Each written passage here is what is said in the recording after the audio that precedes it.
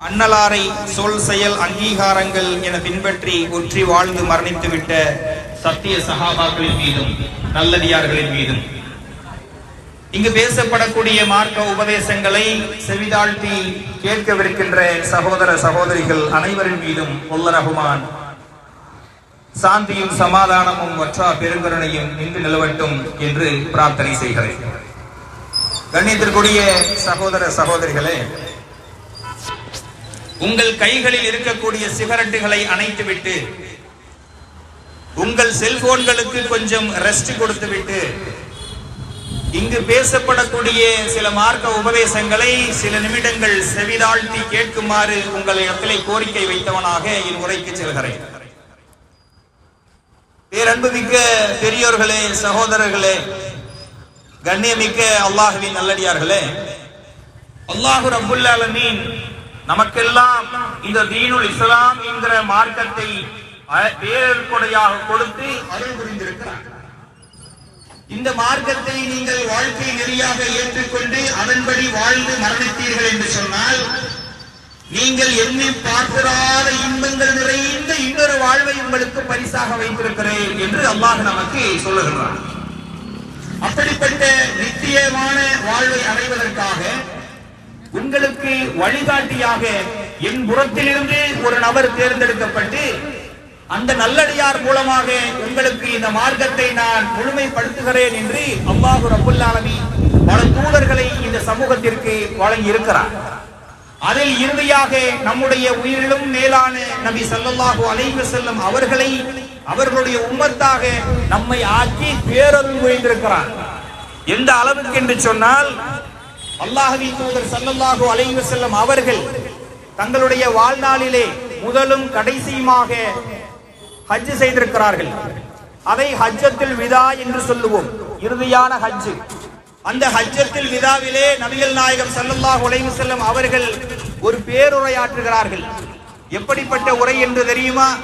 தன்னுடைய 23 ஆண்டு கால தூதுத்துவ வாழ்க்கையை ஒட்டுமொத்தமாக சாறு விழிந்ததை போல சுருக்கமாகவும் பொருள் பொதிந்த உரையுமாக மக்களிடத்திலே நிகழ்த்தினார்கள். ஏன்? இதற்கு பின்னால் நான் உங்களிடத்திலே வரமாட்டேன், அடுத்த ஹஜ்ஜுக்கு நான் உயிரோடு இருப்பேனா இல்லையா என்பது எனக்கு தெரியாது என்று சொன்னார்கள். ஒரு தந்தை குடும்பத்தை விட்டு பிரிகின்ற போது எப்படி ஒரு அக்கறையிலே உரையாற்றுவார்களோ அது போன்ற ஒரு உரையாக இருந்தது. அதை நாங்கள் கேட்டோம் என்று சஹாபா பெருமக்கள் அறிவிக்கிறார்கள். அதிலே இந்த மனித சமூகம் இன்புற்று விளக்குவதற்காக ஏகப்பட்ட அழகிய உபதேசங்கள் இருந்தாலும் அந்த வகையிலே சொல்லிவிட்டு அல்லாஹ்வின் தூதர் குழுமியிருந்த சஹாபா பெருமக்களை பார்த்து கேட்டார்கள், என் அருமை தோழர்களே, என் அருமை தோழர்களே, நீங்கள் என்னை பற்றி மறுமையில் விசாரிக்கப்படுவீர்கள். என்னை பற்றி அல்லாஹ் உங்களிடத்திலே விசாரித்தால் நீங்கள் என்ன சொல்வீர்கள் என்ற கேள்வியை சஹாபாக்கள் முன்னிலையிலே வைத்தார்கள். சஹாபா பெருமக்கள் என்ன சொன்னார்கள் தெரியுமா? அல்லாஹ்வின் தூதரே, அல்லாஹ் உங்களை பற்றி எங்களிடத்திலே கேட்டால் நீங்கள் தூதுத்துவத்தை முழுமையாக எங்களுக்கு சொல்லிவிட்டீர்கள், எங்களுக்கு நீங்கள் நன்மையே நாடினீர்கள், எங்கள் விஷயத்தில் நீங்கள் எதையும் ஒழிக்கவில்லை, மறைக்கவில்லை, எங்கள் விஷயத்திலே நீங்கள் முழுமையாக எங்களுக்கு பரிபூர்ணமாக நடந்து கொண்டீர்கள் என்று அல்லாஹ்விடத்திலே நாங்கள் சொல்லுவோம் யா ரசூலல்லாஹ் என்று சொன்னார்கள். எப்படிப்பட்ட வாக்குறுதி மிக்க வார்த்தைகள் என்று பாருங்கள். நீங்கள் எதையும் மறைத்து விடவில்லை யா ரசூலல்லாஹ், இந்த மார்க்கத்தை எங்களுக்கு முழுமையாக பூர்த்தி செய்து விட்டீர்கள் என்று சஹாபா பெருமக்கள் ஹஜ்ஜத்துல் விதாவிலே சாட்சி பகன்ற ஒரு மகத்துவமிக்க நபிதான் நம்முடைய நபி ஸல்லல்லாஹு அலைஹி வஸல்லம் அவர்கள். அன்று வாழ்ந்த மக்களிடத்தில் எந்த குறையும் குற்றமும் இல்லாமல் வாழ்ந்து மார்க்கத்தை முழுமையாக்கி சென்றிருக்கிறார்கள். இதுல நம்ம முஸ்லிமான ஆண்களுக்கும் பெண்களுக்கும் சந்தேகமே இல்லைதானே? அதே பேருரையிலே நபிகளார் சொல்லுகிறார்கள், அருமை மக்களே, உங்களுக்கு 2 விஷயங்களை விட்டு செல்கிறேன். ஒன்று அல்லாஹ்வினுடைய வஹியாக இருக்கக்கூடிய இந்த திருமறை குர்ஆன், இன்னொன்று என்னுடைய வாழ்க்கை முறை என்று சொன்னார்கள். இந்த 2ஐயும் நீங்கள் வாழ்க்கையிலே பற்றி பிடித்து பின்பற்றுகின்ற வரை நீங்கள் வழி தவறவே மாட்டீர்கள் என்று ஆணைத்தரமாக சொல்லிவிட்டார்கள். என்று சொன்னால் இந்த மார்க்கம் அல்லாஹ்வின் தூதருடைய காலத்திலேயே முழுமை பெற்றுவிட்டது. அதற்கு சஹாபா பெருமக்கள் மறுமை வரை உங்களுக்கு சாட்சி சொல்வோம் யா ரசூலல்லாஹ் என்று சொல்லிவிட்டார்கள். மேலும் சொன்னார்கள், குர்ஆனையும் என்னுடைய வழிமுறையையும் நீங்கள் பின்பற்றுகின்ற வரை நீங்கள் வழி தவறவே மாட்டீர்கள் என்று நபிகள் நாயகம் ஸல்லல்லாஹு அலைஹி வஸல்லம் அவர்கள் இறுதியாக பேருரையில் நிகழ்த்தியிருக்கிறார்கள் என்று சொன்னால் என்ன அர்த்தம்? அல்லாஹ்வின் தூதர் ஸல்லல்லாஹு அலைஹி வஸல்லம் அவர்கள் தன்னுடைய நுபுவத் என்கிற தூதுத்துவ பணியை முழுமையாக்கி எந்த குறையும் குற்றமும் இல்லாமல் ஆக்கி சென்றிருக்கிறார்கள். அதிலே வணக்க வழிபாடுகள் சொல்லப்பட்டிருக்கிறது, தான தர்மங்கள் சொல்லப்பட்டிருக்கிறது. உலகத்தில் வாழ்ந்த ஒரு முஸ்லிம், ஒரு மனிதன் கடவுளுக்கு செய்ய வேண்டிய கடமைகளையும் சொல்லப்பட்டிருக்கிறது. ஒரு மனிதன் சமுதாயத்தில் பிற மனிதர்களுக்கு செய்ய வேண்டிய கடமையும் சொல்லப்பட்டிருக்கிறது. இந்த அளவுக்கு பூர்த்தி செய்யப்பட்ட அந்த மார்க்கத்தில் இந்த மௌலிது என்ற ஒரு விஷயம் இருக்கின்றதா? இன்றைய நேரத்தில் இதை நாம பேசுவதற்காக என்ன காரணம் என்று சொன்னால், வருடம் ரபியுல் அவ்வல் மாதம் வந்துவிட்டால் முதல் 11 நாட்கள் மௌலிது பாடல்களை பாடி பிறை 12இல் நபிகளாருக்காக பிறந்த நாள் கொண்டாட்டங்கள் களைகட்டி கொண்டாடி கொண்டிருப்பதை நாம பார்க்கிறோம். நபிகளார் மீது கொண்ட நேசத்தினால் அவர்களுக்கு பர்த்டே செலிப்ரேஷன் பண்ணுவதை பார்க்கிறோம். அவர்கள் மீது கொண்ட நேசத்தினால் 11 நாட்கள் தொடர்ந்து அவர்கள் மீது புகழ் மாலையை சூடி விடுவதை நாம் பார்க்கிறோம். என்றைக்காவது நாம் யோசித்திருக்கிறோமா? அரபியிலே அந்த மௌலிதை பாடினாலும் நபிகள் நாயகம் ஸல்லல்லாஹு அலைஹி வஸல்லம் அவர்கள் எந்த ஒரு வணக்கத்தையாவது பாடல் மொழியில சொல்லி தந்திருக்கிறாங்களா? எத்தனையோ வணக்க வழிபாடுகளை இபாதத்துகளை சொல்லி தந்த அண்ணல் பெருமானார் ஸல்லல்லாஹு அலைஹி வஸல்லம் அவர்கள் எங்கேயாவது ராகத்துக்கும் மெட்டுக்கும் இடம் கொடுத்து இப்படி ஒரு அமலை நீங்கள் செய்யுங்கள் என்று அவர்கள் சொல்லிக் கொடுத்திருக்கிறார்களா சகோதரர்களே? இன்னும் சொல்ல போனால் இந்த மார்க்கத்திலே இசை என்பது ஹராமாக ஆக்கப்பட்டிருக்கிறது. ஏன்? இசை என்று ஒன்று வந்துவிட்டால் மனிதன் தன் நிலையை மறந்து விடுவான், அவனுடைய அமல்களை மறந்து விடுவான். ஒரு பாடல்களை நீங்கள் கேட்டீர்கள் என்று சொன்னால் கைகளும் கால்களும் தானாக தாளம் போடுவதை உணர்கிறோமா இல்லையா? ஏன்? அவனுடைய ரியாலிட்டியில் இருந்து அவனை அப்புறப்படுத்திவிடும். அப்படிப்பட்ட பாடல்களுடைய மெட்டில ரசூலுல்லாவை புகழ்கிறோம் என்கிற பெயரில் நம்முடைய சகோதர சகோதரிகள் மௌலிதை அனுசரித்து ஆதரிக்கிறார்களா இல்லையா? எந்த அளவுக்கு என்று சொன்னால் ரசூலுல்லாவை சலாம் சொல்றது குற்றமா, ரசூலுல்லாவை புகழ்வது குற்றம் என்று சொல்கிறார்கள். கண்ணியத்திற்குரியவர்களே, மௌலிதை ஆதரிக்கக்கூடியவர்கள், மௌலிதை ஓதக்கூடியவர்கள் அந்த சகோதரர்களுக்கு ஒன்றை சொல்கிறோம், இது நன்மையாக இருந்தால் இந்த நன்மையிலே நாங்களும் பங்கு கொண்டு விடுவோம். உங்களுக்கு முன்னால் வரிந்து கட்டிக்கொண்டு ஓதக்கூடியவர்களாக இருப்போம். உங்களுடைய நன்மையில் எதை ஒன்றையும் குறைப்பதற்காக எங்களுடைய நோக்கம் கிடையாது. அதை விமர்சனம் செய்து உங்களை புண்படுத்துவதற்காக இந்த நோக்கம் கிடையாது. மாறாக என்னுடைய மார்க்க சகோதரனே, உரிமையோடு கேட்கின்றோம், அல்லாஹ்வின் தூதரை நீங்கள் நேசிப்பதாக இருந்தால் அல்லாஹ்வின் தூதர் சொன்ன மார்க்கத்தை அச்சுப்பிரலாமல் பின்பற்றுவதில் தான் இருக்கிறது. மாறாக நாம பாட்டு பாடுவதிலோ அரபு கவிதை வாசிப்பதிலோ கிடையாது சகோதரர்களே. இன்றைக்காவது நாம இந்த மௌலிதுகள் ஓதப்படுகின்ற சபைகளிலே இருந்து ஓதி முடித்து வருகின்ற பொழுது என்னத்தா ஓதுனீங்கன்னு கேட்டிருக்கோமா? மௌலிது ஓதுனீங்களே, என்ன ஓதுனீங்க, இப்படி ஓதுறது எங்க இருக்குது என்று கேட்டிருப்போமா? இன்றைக்கு அல்லாஹுவை மட்டுமே வணங்கப்பட வேண்டிய பள்ளிவாசல்களில் நபிகளார் மீது புகழ் மாலை பாடுகிறோம் என்று சொல்லி பல அபத்தமான அர்த்தங்கள் கொண்ட மௌலிது வரிகள் பாடப்படுகிறது. அதுவும் சினிமா மெட்டில ஏற்ற இறக்கமாக கையில் ஒன்று மடியில் ஒன்று வைத்து பேசவில்லை சகோதரர்களே. இன்றைக்கு இருக்கக்கூடிய மீடியா காலத்தில் எல்லோரும் கேட்டிருப்பீங்க, எந்த அளவுக்கு ரசூலுல்லாஹ் மேல சலாம் சொல்றோம் தெரியுமா? யா நபி சலாம் அலைக்கும், யா ரசூல் சலாம் அலைக்கும், யா ஹபீப் சலாம் அலைக்கும், ஸலவாத்துல்லாஹ் அலைக்கும். கேட்கும் போது நல்லா இருக்கா இல்லையா? கண்ணியத்திற்குரியவர்களே, அல்லாஹ்வின் தூதர் வாழுகின்ற காலத்தில் எந்த ஒரு நபராவது அல்லாஹ்வின் தூதருக்கு இப்படி ஒரு சலாம் சொல்லி பார்த்திருக்கிறோமா? இல்ல நம்ம அத்தாட்ட போய் இப்படி ஒரு சலாம் சொல்லுவோமா? நம்ம அஜர்த்திட்ட போய் இப்படி ஒரு சலாம் சொல்லுவோமா? என்ன சொல்லுவாங்க? கிண்டல் பண்றியா, கேலி பண்றியா? ஒரு தடவை சலாம் சொன்னா பத்தாதா? அஸ்ஸலாமு அலைக்கும் அஜர்த்துன்னு சொல்லுவேன், அஸ்ஸலாமு அலைக்கும் ஆசிரியரே சொல்லுவேன், இவருடைய அத்தாவேன்னு சொல்லுவேன். இப்படி ஒவ்வொரு முறையாக சொல்லி பல முறை சலாம் சொல்வதென்றால் கேலி செய்கிறான் என்று மனிதன் நினைக்கின்ற பொழுது அல்லாஹ்வின் தூதர் மீது பாடல் பாடி சலாம் சொல்கிறோம் என்றால் என்ன அர்த்தம் சகோதரர்களே? இந்த மார்க்கம் வீணும் விளையாட்டுமாக ஆக்கிக் கொள்ளலாமா? நபிகளார் மீது சலாம் சொல்லுங்கள், அவர் மீது ஸலவாத்தும் சொல்லுங்கள் என்று அல்லாஹ் குர்ஆனிலே நமக்கு கட்டளையிடுகிறார். இன்னும் சொல்ல போனால் நபிகளார் மீது நீங்கள் ஒரு முறை ஸலவாத்து சொன்னீர்கள் என்று சொன்னால் அல்லாஹ் உங்களுக்கு 10 முறை அருள் புரிகிறான் சகோதரர்களே. இப்படி ஸலவாத்து சொல்வதையும் நபிகளார் காட்டி தந்ததையும் அதிகப்படுத்தாமல் அரபு கவிதைகளை வாசித்துக் கொண்டிருக்கிறோமே. இன்னும் பாருங்க, இந்த காலத்துல இருந்து ஒரு 40 வருஷம் பின்னாடி வாழ்ந்து அப்ப இருந்து ஓதிக்கிட்டு இருக்காங்கல்ல, அந்த மக்கள் போட்ட டியூன் எல்லாம் கேட்டீங்கன்னா விகாரமா இருக்கும். மன்றா வஜ்ஹக யஸ்அத் யா கரீமல் வாலிதைனி ஹவுல் கஸ்னா ஃபில் முஃபர்ரத் விர்துனா யௌமன் உஷூரி பாலும் பலமும் கைகளில் ஏந்தி. இந்த பாட்டு கேட்ட மாதிரி இருக்குல்ல டியூனு. இந்த பாடலை நபிகளார் மீது புகழ் மாலை பாடுகிறோம் என்று பாடுறோமே, நபிகளார் ஒத்துக்குருவாங்களா? இருந்தா நடுநிலையோடு நம்ம சிந்திப்போம். இந்த ஜமாத்து அந்த ஜமாத்துன்னு வேண்டாம், முஸ்லிமாக சிந்திப்போம்.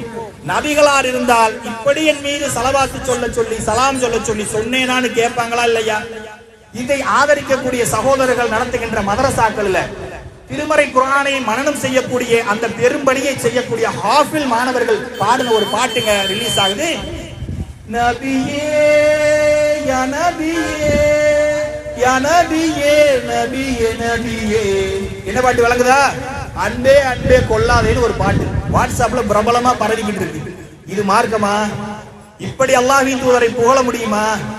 இப்படி பாடல் மெட்டுல நீங்க மௌலிது ஓதுறீங்கன்னு சொன்னா பாடலில் நடித்த நடிகையின் ஞாபகம் வருமா? அல்லாஹ்வின் தூதர் மீது நேசம் வருமா? கொஞ்சம் நினைச்சு பாருங்க. இது போன்ற விஷயங்களில நம்ம பகுத்தறிவோடும் மார்க்கத்துக்கு உட்பட்டும் நம்ம சிந்திக்க கடமைப்பட்டிருக்கிறோம். அல்லாஹ் ரப்புல் ஆலமீன் இந்த கவிதைகளை பற்றி குர்ஆன்ல என்ன சொல்றான் தெரியுமா? வமா அல்லம்னாஹுல் சிஹ்ர வமா அம்பஹலஹு. நான் இந்த முகம்மதுக்கு கவிதையை கற்று தரவில்லைன்னு சொல்றான். அது அவருக்கு தேவையும் இல்லை. ஏன்? மனிதன் உணர்ச்சி வசப்பட்டவன். கவிதை வடிவில நீங்க எவ்வளவு பெரிய நல்லதையும் கெட்டதையும் சொன்னாலும் பிரித்து பார்க்க முடியாது. ஒரு பாடல் வரியை கேட்டீங்கன்னா அதை ரசிப்பீங்களே தவிர அதில் உள்ள நல்லது கெட்டதையும் அபத்தமான வரிகளையும் உங்களால் கண்டுபிடிக்க முடியாது. அல்லாஹ் சொல்கிறான், இந்த நபிக்கு நாம் வஹியை தான் கொடுத்தோமே தவிர கவிதையை கற்றுக் கொடுக்கவில்லை. அது இந்த நபிக்கு தகுதியானதும் இல்லை என்று சொல்லிவிட்டு இன்னொரு இடத்துல ரப்புல் ஆலமீன் சொல்கிறான், கவிஞர்களை வீணர்களே பின்பற்றுவார்கள். கவிஞர்களை யார் பின்பற்றுவார்களா? வீணர்களே பின்பற்றுவார்கள் என்று அல்லாஹ் ரப்புல் ஆலமீன் திருமறையிலே சொல்லிக் கொண்டதை நாம பார்க்கிறோம். அல்லாஹ்வின் தூதர் ஸல்லல்லாஹு அலைஹி வஸல்லம் அவர்கள் இந்த கவிதைகளை பற்றி என்ன சொல்கிறார்கள் என்று சொன்னால், கவிதைகளால் உங்களுடைய வயிறுகள் நிரம்புவதை விட சீல் சலத்தால் நிரம்புவது சிறந்தது என்று சொன்னார்கள். அந்த அளவுக்கு கவிதைகளையும் பாட்டு பாடுவதையும் அல்லாஹ்வின் தூதர் ஸல்லல்லாஹு அலைஹி வஸல்லம் அவர்கள் வெறுத்திருக்கிறார்கள், மக்களுக்கு எச்சரித்திருக்கிறார்கள் என்று சொன்னால், நபிகளார் நேசிக்காத ஒன்றை அவர்கள் அருவருப்பானது என்று சொன்ன ஒன்றை நபிகளாருடைய நேசம் என்று அவர்கள் மீதே சொல்லுகிறோமே சகோதரர்களே, இது நபியினுடைய நேசம் ஆகுமா என்பதை நாம சிந்தித்து பார்த்துக்கணும். இந்த மார்க்கத்துல ஒரு அமல் என்று சொன்னால், நன்மை தரக்கூடிய காரியம் என்று சொன்னால் என்னங்க அடிப்படை? அல்லாஹ்வின் தூதர் அதை சொல்லி தந்திருக்க வேண்டும், அல்லது செய்து காட்டியிருக்க வேண்டும், அல்லது பிறர் செய்கின்ற பொழுது அதை பார்த்து தடுக்காமல் இருந்திருக்க வேண்டும். சொல் செயல் அங்கீகாரங்கள் தான் இந்த மார்க்கத்தினுடைய அமல்கள், இபாதத்துகள். அப்படிப்பட்ட இபாதத்துகளுக்கு மட்டும்தான் அல்லாஹ்விடத்திலே நமக்கு கூலி இருக்கிறது. இதை தவிர்த்து அல்லாஹ்வின் தூதர் உயிரோடு வாழ்ந்த காலத்தில் சொல்லப்படாத எந்த ஒரு அமலாக இருந்தாலும் சரி, எவ்வளவு சிறப்பு மிக்கதாக சிறந்ததாக இருந்தாலும் சரி, அது மார்க்கத்திலே நன்மையை பெற்று தராது என்பதை நாம கவனத்தில் கொள்ள வேண்டும். அல்லாஹ் ரப்புல் ஆலமீன் 5வது அத்தியாயம் 3வது வசனத்துல இந்த மக்களுக்கு ஒன்றை தெளிவுபடுத்துகிறான். இன்று உங்கள் மார்க்கத்தை உங்களுக்காக முழுமைப்படுத்தி விட்டேன், எனது அருட்கொடையை உங்கள் மீது நிறைவாக்கி விட்டேன். தீனுல் இஸ்லாம் என்கிற இந்த மார்க்கத்தை உங்கள் மீது பொருந்திக் கொண்டேன் என்று அல்லாஹ் ரப்புல் ஆலமீன் சொல்கிறான். கண்ணியத்திற்குரியவர்களே, மார்க்கம் முழுமையாக்கப்பட்டது, மார்க்கம் பூர்த்தியாக்கப்பட்டது, அல்லாஹ்வால் பொருந்திக் கொள்ளப்பட்ட மார்க்கம் என்பது எதை நபிகளார் நமக்கு மார்க்கம் என்று சொன்னார்களோ அதுதான் சகோதரர்களே. அதை விடுத்து எந்த ஒன்றும் மார்க்கம் ஆகாது என்பதை நாம் புரிந்து கொள்ள வேண்டும். இன்னொரு அடிப்படையை நாம தெரிஞ்சுக்கணும். அன்னை ஆயிஷா ரலியல்லாஹு அன்ஹா அவர்கள் அறிவிக்கிறார்கள், முஸ்லிம்ல வரக்கூடிய செய்தி, மன் அல்தஸ ஃபீ அம்ரினா ஹாதா மா லைஸ ஃபீஹி ஃபஹுவரத்துன். இந்த மார்க்கத்தில் யார் ஒன்றை நம்முடைய அனுமதி இல்லாமல் புதிதாக உருவாக்குகிறாரோ அவருடைய அந்த அமல்கள் ஃபஹுவரத்துன், அல்லாஹ்விடத்திலே அது ரத்து செய்யப்படும் என்று சொன்னார்கள். இந்த நாகரிக உலகத்துல 5 நேரம் தொழுவதே கஷ்டமா இருக்கு, ஜக்காத்து கொடுத்து இன்னும் பல அமல்களை செய்வதே கஷ்டமாக இருக்கிறது. இதையெல்லாம் செய்கின்ற பொழுது தேவையில்லாத ஒரு விஷயத்தை செஞ்சு கஷ்டப்பட்டு அமல்கள் என்று சொல்லி மறுமையிலே அதை ஒன்றுமில்லாமல் ஆக்கக்கூடிய நிலைக்கு நாம சென்றுவிடக் கூடாது. சகோதரர்களே, அல்லாஹுவால் ரத்து செய்யப்படக்கூடிய அமலாக இருக்க வேண்டுமா, அல்லாஹுவால் நமக்கு கூலி கொடுக்கப்பட வேண்டிய அமலாக இருக்க வேண்டுமா என்பதை மௌலிது ஓதக்கூடிய, அதை ஆதரிக்கக்கூடிய நம்முடைய சகோதர சகோதரிகள் நடுநிலையோடு சிந்திச்சு பார்க்கணும். இந்த மௌலிது இருக்குதானுங்க, இந்த மௌலிது ரசூலுல்லாஹ்வுடைய காலத்தில் இல்லை, சஹாபாக்களுடைய காலத்தில் இல்லை, தாபீன்களுடைய காலத்தில் இல்லை, தபவு தாபீன்களுடைய காலத்தில் இல்லை. இவ்வளவு ஏன், அல்லாஹ்வின் தூதர் ஸல்லல்லாஹு அலைஹி வஸல்லம் அவர்கள் இறந்த பிறகு 40 ஆண்டு காலம் அன்னை ஆயிஷா ரலியல்லாஹு அன்ஹா அவர்கள் உயிரோடு வாழ்ந்தார்கள். நபிகளார் மீது அவர்கள் கொண்ட நேசத்தை விடவா நாம் கொண்டு விட போகிறோம்? அவர்கள் இந்த மௌலிதை ஓதினார்களா, ஓத சொல்லி ஏவினார்களா, இல்லை இந்த மௌலிது வஹீல் வந்ததா? ஜிப்ரீல் அலைஹிஸ்ஸலாம் அவர்கள் மூலமாக எப்படி இந்த குர்ஆன் கொடுக்கப்பட்டதோ அது போன்ற வஹீல் இருக்கக்கூடிய செய்தியா இந்த மௌலிது? யோசித்து பாருங்கள் சகோதரர்களே. ஒரு பொதுவான ஒரு செய்தியை நினைவூட்டுகிறேன். அல்லாஹ்வின் தூதரை தெரியாது என்று ஒருவன் சொன்னால் அவன் காஃபிர். இன்னும் பிற தூதர்களை எங்களுக்கு தெரியாது என்று சொன்னால் அவன் காஃபிர். முஹையத்தீன் அப்துல் காதர் ஜீலானி அவர்களை தெரியாது என்று சொன்னால் காஃபிரா? கிடையாது. எனக்கு மௌலிது ஓத தெரியாது, மௌலிதுனா என்னென்ன தெரியாதுன்னு ஒருவன் சொன்னா காஃபிரா? கிடையாது. ஏன்? வஹீயின் மூலமாக அல்லாஹ் அவற்றை பலப்படுத்தவில்லை. அல்லாஹ் சொல்லாததை, தூதர் சொல்லாததை தவிர எந்த ஒன்று மார்க்கமாக ஆகாது என்கிற அடிப்படையை நாம புரிஞ்சுக்கிட்டோம்னு சொன்னா இந்த மௌலிது, மீலாது என்கிற விஷயங்கள் மார்க்கத்திற்கு உட்பட்டவை அல்ல என்பதை நம்மால நன்றாக புரிந்து கொள்ள முடியும். ஏன் இதை சொல்லுகிறோம் என்று சொன்னால், நீங்கள் செய்யக்கூடிய அமல்களை தடுப்பதற்காக அல்ல. என் அருமை சகோதரர்களே, நீங்கள் செல்லுகின்ற அந்த அமல்கள் நாளை உங்களுக்கு கை கொடுக்காது என்பதை மார்க்கத்தின் அடிப்படையில் எச்சரிப்பதற்காக அல்லாஹ் ரப்பல் ஆலமீன் சொல்கிறான். 4வது அத்தியாயம் 48வது வசனத்தில் அல்லாஹ் சொல்கிறான், இன்னல்லாஹ லா யக்ஃபிரு ஐ யுஷ்ரிக பிஹி. அல்லாஹ் தனக்கு இணை வைப்பதை ஒருபோதும் மன்னிக்கவே மாட்டான். மிக தெளிவாக சொல்லிட்டான். நீ கடல் அளவு பாவங்களோடு என்னிடத்தில் வந்தாலும் சரி, அதற்கு நிகரான மன்னிப்போடு இறைவனான நான் காத்திருக்கிறேன் வா. ஆனால் இணை வைப்பு என்ற ஒரு மாபாதக செயலை, அநியத்தை நீ செய்து விட்டாய் என்று சொன்னால் எவனுக்கும் மன்னிப்பு கிடையாது என்று அல்லாஹ் தயவு தாட்சணியமின்றி அல்லாஹ் சொல்லுகிறானே. சகோதரர்களே, கவனமாக இருந்து கொள்ள வேண்டும். ஓதுகின்ற அந்த மௌலூது வரிகளை பற்றி இன்ஷா அல்லாஹ் பின்னாடி சொல்ல இருக்கிறேன். எந்த அளவுக்கு நம்மளை நரகப்படுகொலியில் தள்ளக்கூடிய வரிகள் என்பதை சொல்ல இருக்கிறேன் இன்ஷா அல்லாஹ். நபிகளார் எச்சரிக்கிறார்கள், யார் ஒருவர் இணை வைத்து விட்டாரோ அவருக்கு அல்லாஹ் சொர்க்கத்தை ஹராமாக்கி விட்டான். இதற்காக சகோதரர்களே உலகத்தில் முஸ்லிம்கள் என்று சொல்லி வாழ்ந்து கொண்டிருக்கிறோம். சொர்க்கம் ஹராமாக்கப்பட்ட ஒரு கையிருந்த நிலைக்காகவும் நஷ்டவாளியாகவும் ஆவதற்காகவா உலகத்தில் வாழ்ந்து கொண்டிருக்கிறோம்? நான் செய்யக்கூடிய ஒவ்வொரு அமலும் அல்லாஹுவால் பொருந்திக் கொள்ள வேண்டும். அல்லாஹ் அதன் மூலம் எனக்கு சுவனத்தை எனக்கும் என் குடும்பத்துக்கும் தர வேண்டும் என்ற ஆசையில் தானே வாழ்ந்து கொண்டிருக்கிறோம். அப்படி என்றால் நான் செய்யக்கூடிய எந்த ஒரு அமலும் மார்க்கத்தில் இருக்கிறதா இல்லையா என்பதை சீர்தூக்கி பார்க்க கடமைப்பட்டிருக்கிறோம். அப்படிப்பட்ட சிந்தனையை தான் உங்கள் முன்னிலையிலே வைக்க வந்திருக்கிறோம். இதுல ஒரு விஷயத்தை கவனிங்க.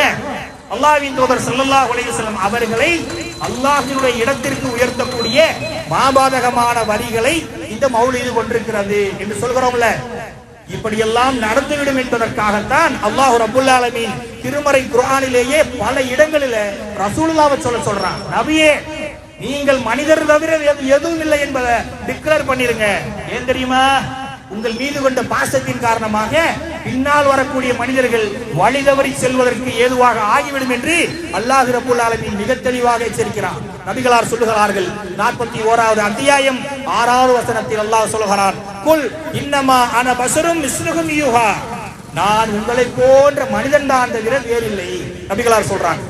இன்றைக்கு மௌலிது பாடல்கள் நபிகளார்ட்ட கேட்கிறாங்கல்லங்க, அதற்கு குர்ஆனின் மூலமாக அல்லாஹ் மறுப்பை தெரிவிக்கிறான்.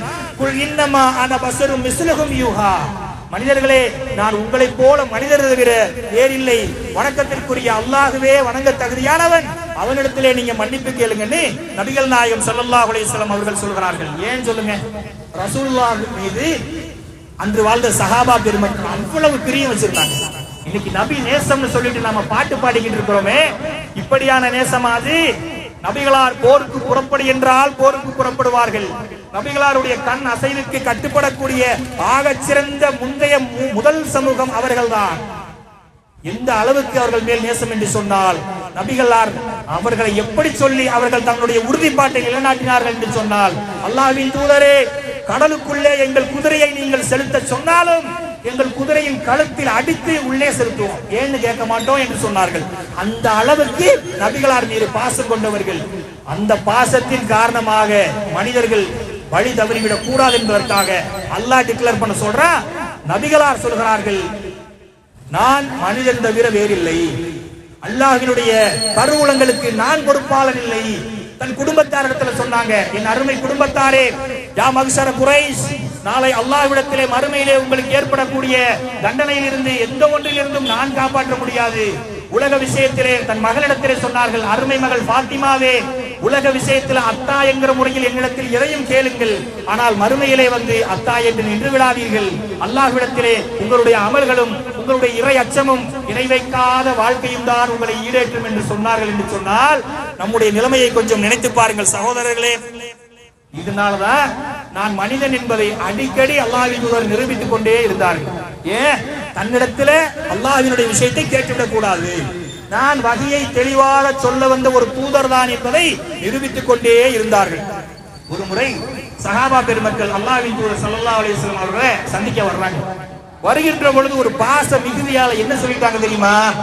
எங்கள் தலைவரே, தலைவரின் மகனே, எங்களில் நல்லவரே, நல்லவரின் மகனே என்று புகழ்ந்து விட்டார்கள். ரசூலுல்லாஹ் உடனே தடுக்கிறாங்க, அப்படியெல்லாம் சொல்லாதீங்கப்பா, அப்படியெல்லாம் சொல்லாதீங்க, என்னை இயல்பாக நீங்கள் கூப்பிடுங்கள். எந்த அளவுக்கு என்று சொன்னால், புகாரியில வரக்கூடிய செய்தி, கிறிஸ்தவர்கள் மரியமுடைய மகன் ஈசாவை வரம்பு மீறி புகழ்ந்ததை போல என்னை புகழ்ந்து விடாதீர்கள் என்று மிக தெளிவாக சந்தேகத்திற்கு இடமில்லாத வகையில் சொன்னார்கள்.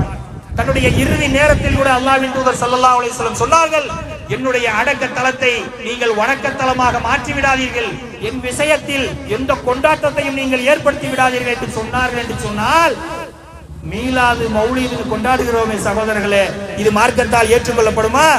அல்லாஹ்வின் தூதர் ஸல்லல்லாஹு அலைஹி வஸல்லம் இப்படிப்பட்ட எச்சரிக்கைகளை குர்ஆன் விடுத்திருக்கிற பொழுது நம்முடைய நிலைமை என்ன?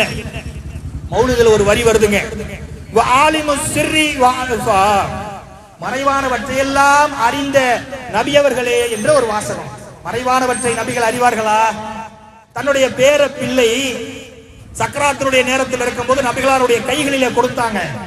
நபிகளார் கண்ணீரை வடித்து தாடிகள் நடைகின்ற வரை அழுதாங்க. ஏன்? பிள்ளையை காப்பாற்ற முடியாது, அல்லாஹ்வுடைய நாட்டம். அல்லாஹ் மறைவானவற்றை அறிந்தவன் என்று சொல்லியிருந்தால் அவர்களுக்கு இப்படி ஒன்று நடக்க போகிறது என்று தெரிந்திருக்கும், அதற்காக ஏதாவது ஒன்றை முன்கூட்டி சொல்லி இருப்பார்கள். அது மட்டுமா, அன்னை ஆயிஷா ரலியல்லாஹு அன்ஹா அவர்கள் தன்னுடைய கழுத்து மாலையை துளைத்த சம்பவத்தை கேள்விப்பட்டிருப்பீர்கள். துளைக்கின்ற பொழுது அந்த பழையையே நிறுத்தி மாலையை தேடுங்கன்னு சொன்னாங்களே, மறைவானவற்றை நபிகளார் அறிந்தவர்களாக இருந்திருந்தால் அந்த மாலை இங்கேதான் இருக்குன்னு எடுத்து கொடுத்திருப்பாங்களா இல்லையா? கண்ணியத்திற்குரியவர்களே, மறைவானவற்றை அல்லாஹுதான் அறிந்தவன் என்பதை பல இடங்களிலே நபிகளாரும் நிரூபித்திருக்கிறார்கள். இந்த திருமறை குர்ஆனிலும் அதை நிரூபித்திருக்கிறது. இன்னொரு அந்த மௌலிதுடைய வரியை பாருங்க, அஸ்ஸலாமு அலைக்க யா முஃப்ரிஸ் ஸகாமி, நோய்களை குணமாக்குபவரே என்று சொன்னார்கள். அல்லாஹ்வின் தூதருடைய மரண நேரத்தை கேட்டிருப்பீர்கள் சகோதரர்களே, படித்து பார்த்திருப்பீர்கள். எப்படிப்பட்ட துன்பம் தெரியுமா? 5 நாட்களுக்கு முன்னால் தலையில் வலி ஏற்படுகிறது. அந்த வலி மரண தருவாய், மரணம் வரை அவர்களுக்கு அதிகரித்துக் கொண்டேதான் சென்றதே தவிர நபிகளார் அதன் காரணமாக துணியை நனைத்து முகத்தில் போட்டுக் கொண்டவர்களாக இருந்தார்கள். அவர்களுக்கு காய்ச்சல் அதிகமாகிக் கொண்டே இருந்தது என்று ஹதீஸ்களில் பார்க்கிறோமே. நோய்களை குணமாக்குபவரே என்று இந்த மௌலிதுகளை பாடி கேட்கிறீங்களே, தன்னுடைய நோயை குணமாக்குவதற்கு நபிகளாருக்கு முடியாது. ஏன்? அவர்கள் தூதர் தான் தவிர வேறில்லை. அதெல்லாம் அல்லாஹ்வுடைய சிஃபத்துக்குரியது, அல்லாஹ்வுடைய தகுதிக்குரியது என்பதை கவனமாக இருந்து கொள்ள வேண்டும். இந்த விஷயங்களை தெரியாமல் நாம நன்மை என்று நினைத்து அரபு கவிதைகளை ஓதுகிறோமே, அந்த விஷயத்தை புரிவதற்காக இதை சொல்கிறோம். இன்னொரு வரியை பாருங்க, கஃபிரு அன்னி துருபி வ ஸய்யிஆத், எங்களுடைய பாவங்களை எல்லாம் மன்னிப்பவரே என்று பிரார்த்தனை வரிகளும் அந்த மௌலிதிலே இடம்பெறுகிறது. பாவங்களை மன்னிப்பது நபிகளாரா அல்லாஹுவா? முஸ்லிமான ஒருவர் நடுநிலையா சிந்திக்கணுமா இல்லையா? நபிகளார் மீது கொண்ட நேசம் என்றால் அவர்களை அல்லாஹ்விடத்தில் உயர்த்துறது கிடையாது. நபிகளார் சொன்ன மார்க்கத்தை அப்படியே பின்பற்றுகிறது. நபிகளார் சொல்றாங்க பாவத்தை மன்னிக்கிறதுன்னு அந்த அரபு வரி கேக்குதே. நபிகளார் சொல்கிறார்கள், ஒரு நாளைக்கு 100 முறைக்கு மேல் அல்லாஹ்விடத்திலே நான் பாவ மன்னிப்பு தேடுகிறேன் என்றார்கள். தன்னுடைய பாவம் முன்பின் பாவங்கள் மன்னிக்கப்பட்ட நபிகளார் சொல்கிறார்கள், அப்ப பாவங்களை மன்னிக்கக்கூடியவரே அப்படின்னு மௌலிது வரிகள் மூலமாக நபிகளாரை அல்லாஹ்வினுடைய இடத்துக்கு உயர்த்துகிறோமே சகோதரர்களே. அல்லாஹ்வின் தூதரே தன்னுடைய பாவத்தை மன்னிக்க சொல்லி அல்லாஹ்விடத்துல தான் கேட்டாங்க.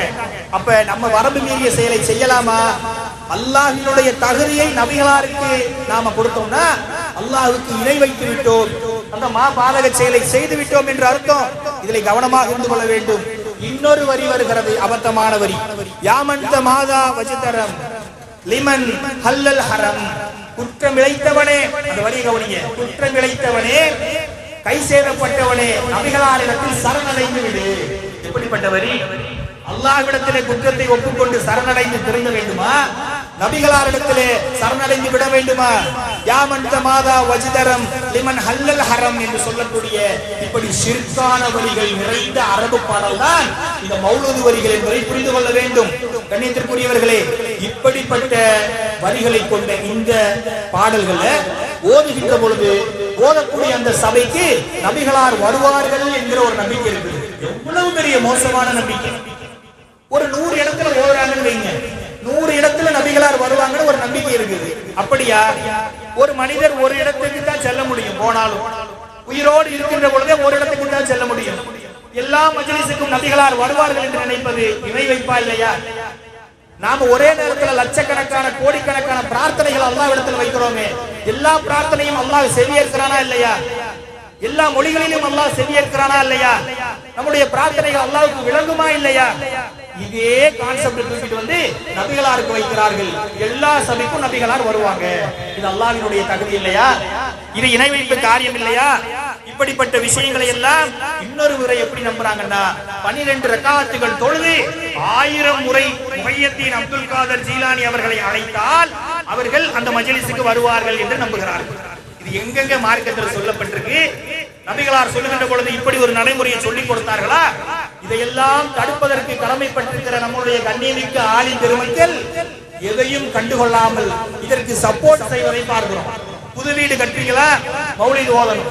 புதுக்கடை திறக்கிறீங்களா, மௌலிது ஓதணும். இரவு மௌலிது ஓதுறாங்க. ஒருத்தருக்கு உடல் நலம் இல்லையா, கூட்டமா வந்து மௌலிது ஓதுறாங்க. என்ன சொல்ல வர்றீங்க?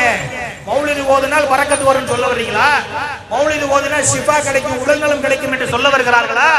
தடுக்க வேண்டிய கல்வி கற்ற ஆலிம் பெருமக்கள் இதை செய்கிறார்கள் என்பதற்காகத்தான் இதுதான் மார்க்கத்தில் இருக்கிறது என்பதை உங்களுக்கு நினைவூட்டுவதற்காக இந்த இடத்துல வந்திருக்கும். பாவம் மட்டும் இல்லாம பாட்டை எடுத்துக்கொண்டு மெட்டெடுத்து பாடுவது, இதுல பணமும் பலகாரத்தையும் நீங்க கட் பண்ணீங்கன்னா இந்த மௌலிது எல்லாம் போயிடும். விளையாட்டுக்காகவோ சிரிப்பதற்காகவோ சொல்லவில்லை சகோதரர்களே. ஓதக்கூடியவர்களுக்கு பணம் தர மாட்டேன், பலகாரம் தர மாட்டேன் சொல்லுங்க, அடுத்த ஜும்மாவிலே போய் மௌலிது ஓதுறது ஹராம் என்று ஃபத்வா கொடுத்து விடுவார்கள். நன்மை தானங்க, ஓதுனா நன்மை நமக்கு சொல்றாங்களா இல்லையா? அஜர்த்தி எங்க வீட்டுக்கு வாங்க, மௌலிது ஓதுங்க, போகும்போது அல்ஹம்துலில்லாஹ் அஸ்ஸலாமு அலைக்கும் உங்களுக்காக துஆ செய்றேன்னு சொல்லுங்க. தலையை சொய்வா, ஏங்க என்னாச்சு? இல்லங்க நன்மை தானே, அல்லாஹ்விடத்துல நீங்களும் வாங்கிக்கங்க நானும் வாங்கிக்கன்னு சொல்லுவோமே. மௌலிது நடக்குமா? பணத்திற்காகவும் பலகாரத்திற்காகவும் இந்த மார்க்கம் கூறு போட்டு பல பேர்களில் நிற்கப்படுகிறது என்ற கவலையோடு இந்த நேரத்தில் வந்து நம்ம பதிவு செய்கிறோம். யாரையும் கேலி செய்வதற்காகவோ ஏளனம் பேசுவதற்காகவோ அல்ல, மார்க்கத்தின்படி எச்சரிக்கை செய்வதற்காக, நன்மையை ஏவி தீமையை தடுப்பதற்காக வந்திருக்கிறோம் சகோதரர்களே. இது உங்களுக்கும் எங்களுக்குமான நினைவூட்டல். கடைசியாக ஒன்றை சொல்லி இந்த உரையை நிறைவு செய்கிறேன். இன்றைக்கு ரபியுல் அவ்வல் பிறை 12ல இருக்கிறோம். அதாவது விடிந்தால் நபிகளாருக்கு மீலாது விழா, பர்த்டே கொண்டாடுகிறோம் என்று சொல்லி சில இடங்களிலே ஊர்வலம் போவாங்க. ஊர்வலம் போகின்ற பொழுது மக்கள் எல்லாம் அவங்கவுங்க விரும்பக்கூடிய பலகாரங்களை பிள்ளைகளுக்கு கொடுப்பார்கள். அதை பார்க்கறதுக்கு ஜாலியா இருக்கும். அங்கங்க தெருமுனையில நின்று தப் அடிச்சு கலர் கலர் சட்டைகளை போட்டு ஜாலியாக ஒரு ஆட்டம் போடும் போது பார்வைக்கு நல்லா இருக்கும். இந்த கூத்தை சொல்வதற்காகவா நபிகளார் வந்தார்கள்? யோசிக்க வேணாமா? இந்த பாட்டையும் கூத்தையும் களிப்பையும் விளையாட்டையும் வேடிக்கையையும் கும்பல் போட்டு வேடிக்கை பார்ப்பதற்காகுமா இதை சொல்வதா? இதை மார்க்கம் என்றா சொல்ல நபிகளார் வந்தார்கள்? கிடையாது சகோதரர்களே. எந்த ஒரு மார்க்கத்தை தூய்மையாக வைத்து சென்றார்களோ அந்த மார்க்கம் மட்டும்தான் நாளை மறுமையிலே நம்மை சுவனபதிக்கு நுழையக்கூடிய புதுகுணில் ஜன்னா, நீங்கள் சுவனத்திற்குள் நுழையுங்கள் என்ற மிகச்சிறந்த வார்த்தையை நமக்கு பெற்றுத்தரும். இது எல்லாம் மார்க்கத்தில் புகுத்தப்பட்ட ஒன்றை யோசித்து பாருங்க. இப்னு கசீர் அவர்கள் எழுதிய அல் பிதாயா வன் நிஹாயா என்ற நூல், திருமறை குர்ஆனுக்கு விளக்க உரை எழுதியவர்களில் மிக பிரபலமானவர் இப்னு கசீர் அவர்கள். அவர்கள் தன்னுடைய நூலில் சொல்றாங்க, நபிகளார் பிறந்த தினத்திற்கு ஏராளமான வேறு வேறு சான்றுகள் இருக்கிறது. ரபியுல் அவ்வல் 12 சொல்லிட்டாங்க, நம்ம பர்த்டே கொண்டாடுறோம். அவர் சொல்லுகிற பொழுது சொல்கிறார், ரபியுல் அவ்வல் 7 இருக்கு, ரபியுல் அவ்வல் 9 இருக்கு, ரபியுல் அவ்வல் 12 என்று இருக்கிறது.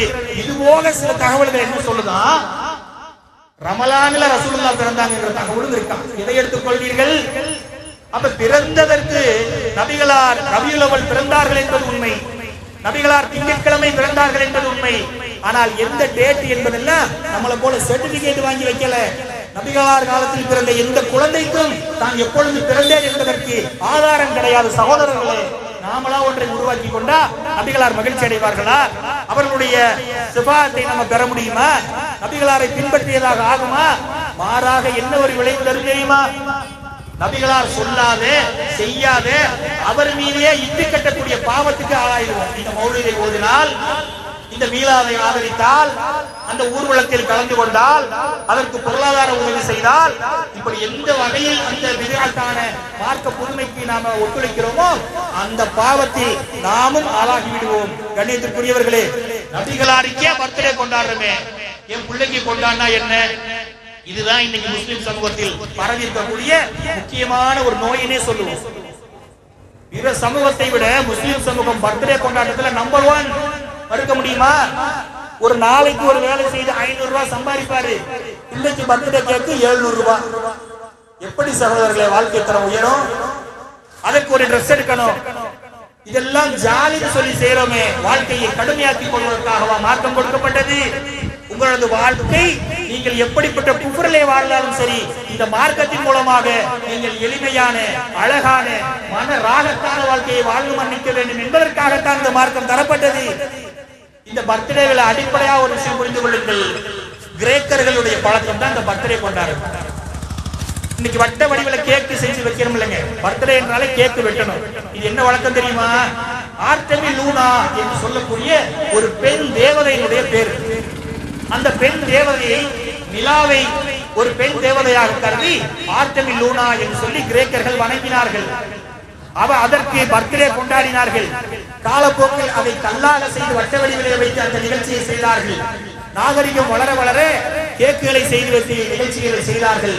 ஏன்? கேக்கை வெட்டி ஆர்டெமி லூனா என்கிற அந்த நிலவு கடவுளை வணங்குவதற்காக கிரேக்கர்கள் கொண்டு வந்த வேலைதான் இந்த பர்த்டே செலிப்ரேஷன்.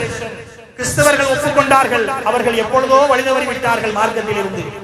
இதை அப்படியே முஸ்லிம்கள் டவுன்லோட் செய்து கொண்டு என் பிள்ளைக்கும் பர்த்டே கொண்டாடுறேன், எங்களுடைய தூதருக்கும் பர்த்டே கொண்டாடுறேன் என்று சொன்னால் உள்ளம் வலிக்குமா வலிக்காதா? நீங்கள் நடுநிலையோடு சிந்தித்து பாருங்கள் சகோதரர்களே. பர்த்டேவுக்கும் இஸ்லாத்துக்கும் எந்த சம்பந்தமும் இல்லை. இதை ஈஸியாக்குவதா இருந்தா என்ன அர்த்தம்?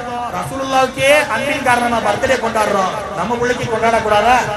அப்போ ஒரு வழிகேடு, அதற்கு ஒரு மார்க்க சாயம் பூசினால் சரியாகிவிடும் என்ற நம்பிக்கை.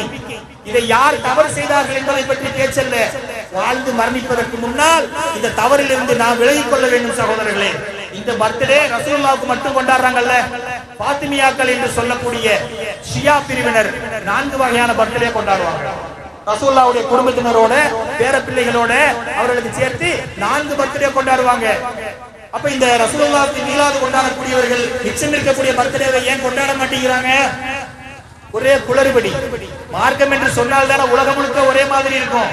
தானாக உருவாக்கி கொண்டால் அல்லாஹ்வின் தூதர் ஸல்லல்லாஹு அலைஹி வஸல்லம் சொன்ன மார்க்கத்தில் சத்தியத்தில் இந்த மீலாது மௌலிது இணையத்து விஷயங்கள் இல்லை என்பதை உங்களுக்கு ஆழமாக உங்கள் சிந்தனைக்கு விட்டு விடுகிறேன். இறுதியாக அல்லாஹ் ரப்பல் ஆலமீன் சொல்கிறான், இல்லா தத்கிரல் லிமையஷா, அறிவுரைகள் யாருக்கு பயன் தரும் தெரியுமா? யாருக்கு இறையச்சவாதிகளாக இருக்கிறார்களோ அவர்களுக்கு தான் அறிவுரை பயன் தரும். நபியே, உங்கள் அறிவுரை சொல்வதோடு நீங்கள் நிறுத்திக் கொள்ளுங்கள், அவர்களுடைய வழியில் அவர்கள் செல்லட்டும் என்று அல்லாஹ் ரப்பல் ஆலமீன் எச்சரிக்கை செய்கிறான். சகோதரர்களே, எனவே நாளை நடக்கக்கூடிய மீலாது விழாவில் எந்த ஒரு சகோதர சகோதரிகளும் கலந்து கொள்ளக்கூடாது.